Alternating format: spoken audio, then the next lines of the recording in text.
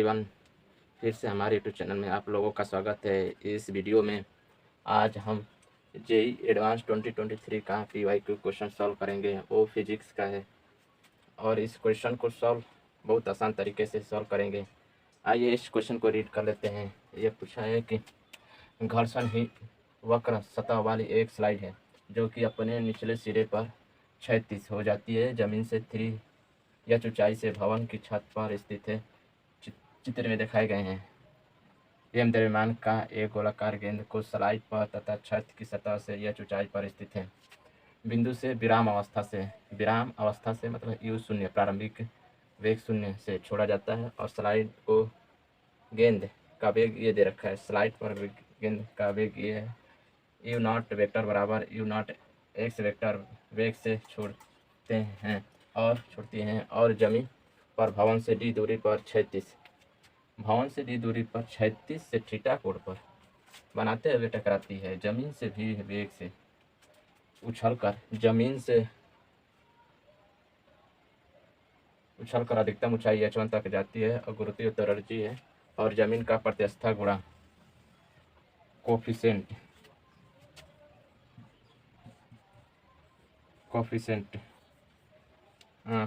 इनमें से कौन सा कथन है। 4 ऑप्शन दिए हैं। समझते हैं एक डायग्राम से। जो 3h हाइट की भवन है और उस भवन पर छत पर h ऊंचाई की एक स्लाइड है जो कि प्रारंभिक वेग से विराम अवस्था से मतलब प्रारंभिक वेग से छोड़ा जाता है और ये स्लाइड इतना वेग से छोड़ देती है और ये थीटा कोण से 36 पर जो फर्श जमीन पर थीटा कोण से टकराती है और जब टकराती है तो तुरंत उछल जाती है, वो भी h1 मतलब अधिकतम ऊंचाई तक। समझ में आ गया क्वेश्चन में क्या है, क्या पूछा है। चलिए सॉल्व करते हैं। पहला हम कंसेप्ट यूज करते हैं कार्य ऊर्जा प्रमेय का।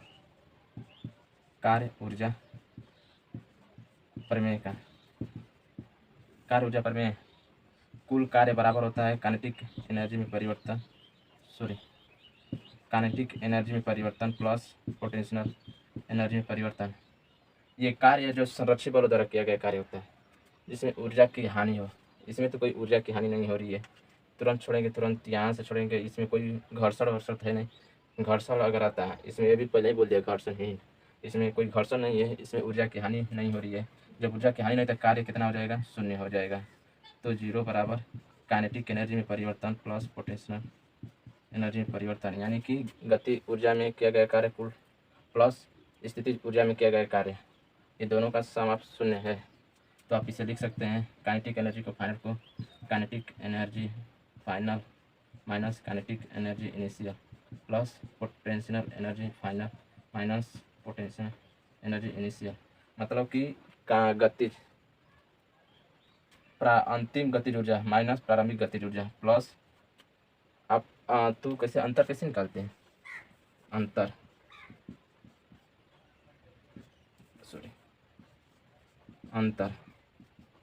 इसी तरह से ना अंतिम माइनस प्रारंभिक अंतर किस तरह से, इसी तरह से निकालते हैं ना आप।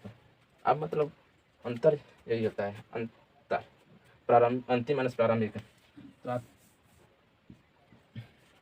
आप इसको इधर इनिशियल वालों को इधर ले चलते हैं, फाइनल वालों को इधर, मतलब kinetic energy final plus potential energy final बराबर kinetic energy initial plus potential energy initial. एक इस चीज़ का यूज करेंगे हम लोग। चलिए देखते हैं।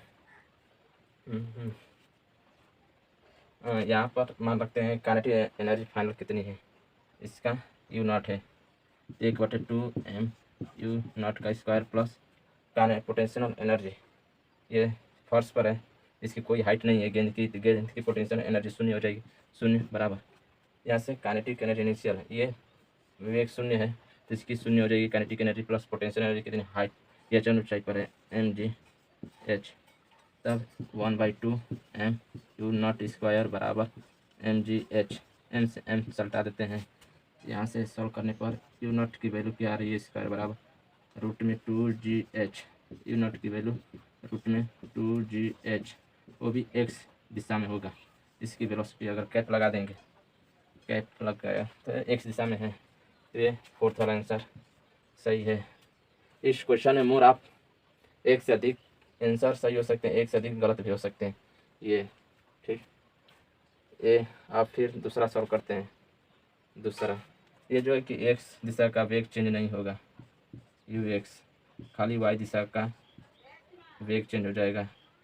यहाँ पर आप बनाएंगे, यहाँ पर वाई दिशा का वेग, ये एक्स दिशा का वेग, और ये इस तरह से एक बार फिर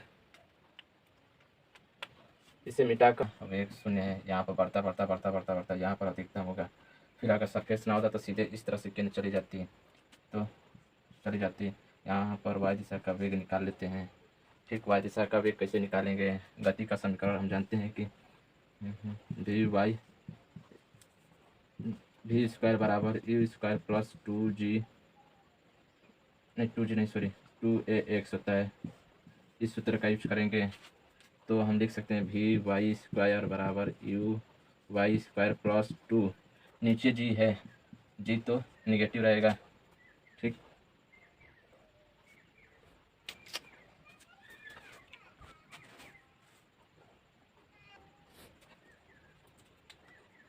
और इसमें जी का मान रख देते हैं। जी एक्स का मान मतलब वाई दिशा का मिलेंगे। वाई दिशा कितना दूरी तय किया है, यहाँ से यहाँ तक आया है, ये दूरी 3h दूरी तय किया है। दूरी घट रही है तो माइनस रहेगा, ये माइनस जी नीचे है, जी हमेशा है। जी का ग्राफ समझे कि जी है, जैसे जी अगर x है, ये y है, माइनस एक्स है, माइनस वाई है। इस चतुर्थांश के माध्यम से समझेंगे जी का मान क्या किधर होता है। अगर x दिशा में रहेगा जी तो पॉजिटिव रहेगी, अगर नीचे रहेगा जी का मान जी माइनस रहेगा, अगर ऊपर रहेगा जी तो पॉजिटिव रहेगा। ऑलमोस्ट मतलब जी हमेशा नीचे ही रहता है, तो हमेशा जी निगेटिव, और ये दूरी घट रही है ना कि बढ़ रही है, तो दूरी -3h, तो ये इसका इनिशियल कितना है, शून्य है। तो वी वाई स्क्वायर ये 0 + 2 × 3gh, यहाँ पर वी वाई स्क्वायर बराबर 6gh, वी वाई रूट में 6gh, ये मान आ जाएगा। वेग दिशा का वेग इतना है, और ई का मान हमें दिया था इस क्वेश्चन में, हमें प्रत्यास्था गुणांक ई का मान दिया था 1/√3। इस क्वेश्चन का यूज करेंगे। कंसेप्ट ई का क्या होता है, दूर जाने की अपेक्षित चाल, दूर जाने की अपेक्षित वेग, और बटा में पास जाने की अपेक्षित वेग। अगर वेग है तो वेग लेके चलेंगे, चाल रहेगा तो चाल लेकर चलेंगे। तो ई का मान 1/√3 दिया है। दूर ये एक्स दिशा का तो कोई चेंज नहीं हो रही है, एक दिशा में तो लेकर नहीं जाना है, वे वाई दिशा खाली चेंज हो रही है। तो वाई दिशा की इधर वेग वी वाई है, और इधर तो वी वाई अपान रूट में 6gh, इसे स्क्वायर कर दे 1/√3, 3 अपान रूट में 3 गुणे 1/√2gh, और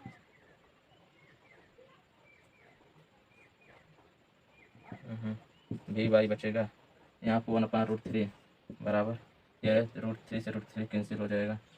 वी वाई अपान कितना हो जाएगा, रूट में 2gh, यहाँ पर वी वाई सॉरी है रॉन्ग, रूट में 2gh। इसकी वेलोसिटी वी वाई की वेलोसिटी इतना है, रूट में 2gh, ये जेड कैप में है, ऊपर की ओर जा रही होगी। ठीक, और हमें थीटा फाइंड आउट करते हैं। थीटा कैसे ज्ञात करें? थीटा, अगर ये थीटा है, इसको बना त्रिकोणमिति खेलते हैं, इसको इधर करते हैं, ये 90 - थीटा, ये थीटा, तो ये भी थीटा हो जाएगा। तब tan थीटा बराबर लंब बटे लंब वी वाई है, और ये वी एक्स हो जाएगा। आधार कितना है, वी एक्स। तब tan थीटा रूट में 6gh अपान रूट में 2gh, इसे सॉल्व करने पर √3 आंसर आ जाएगा। tan थीटा tan 60 अंश थीटा बराबर 6, ये आंसर आ जाएगा। थीटा की वैल्यू भी 60, ये भी आंसर सही है, ये भी आंसर सही है। और वी वाई का और वी एक्स का वेग दे रखा है, वेग का मान निकाल लेते हैं। वेग, ये कितनी हाइट है, ये h1 हाइट थी, ठीक, ये h1 हाइट थी। तब यहाँ कहाँ पर सॉल्व करें, तब भी वेक्टर बराबर भी वेक्टर मतलब एक दिशा में 4 प्लस वाई दिशा में 4, भी एक्स प्लस भी वाई। तब यहाँ से रूट में 2gh x cap plus root में 2gh जेड कैप। तब यहाँ से रूट 2gh कॉमन लेते हैं, यहाँ से एक्स आई कैप मैं प्लस जेड के कैप। इसका वेलोसिटी का मान भी का मान आ जाएगा।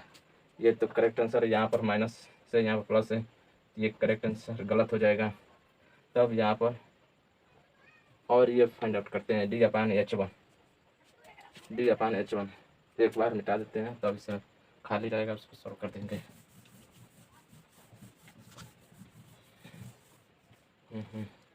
d/h1 रेंज, ये रेंज d कितना दिया था, d दिया था ना।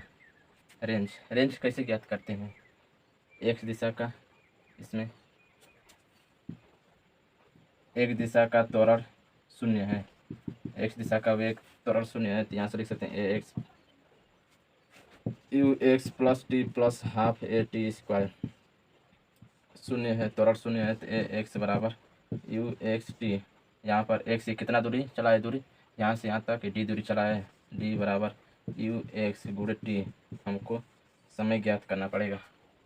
समय कैसे ज्ञात करेंगे, समय कैसे ज्ञात करेंगे, समय देखिए, इसे मिटा देते हैं, ठीक।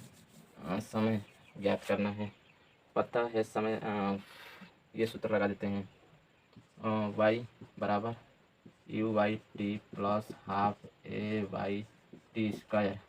y दिशा में भी त्वरण है, इसका वेग प्रारंभिक वेग 0 है, y का प्रारंभिक वेग 0 है, तो 0 है तो 0 हो जाएगा। यहाँ से कितना दूरी तय किया है, ये हाइट कितनी है,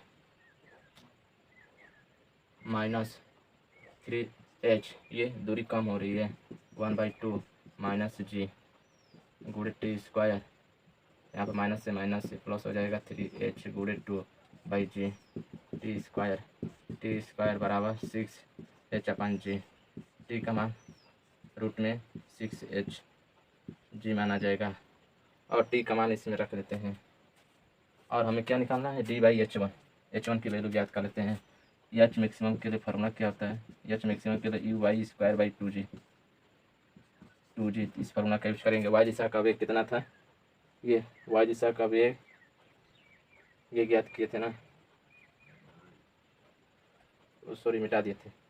ये y दिशा का वेग, ये वाला वेग हमें पता था कि रूट में 2gh जो जेड कैप में था, तो हमें 2gh/2g, यहाँ से 2g कैंसिल हो गया, यहाँ से h1 का मान कितना है, h1 h के बराबर आ जाएगा।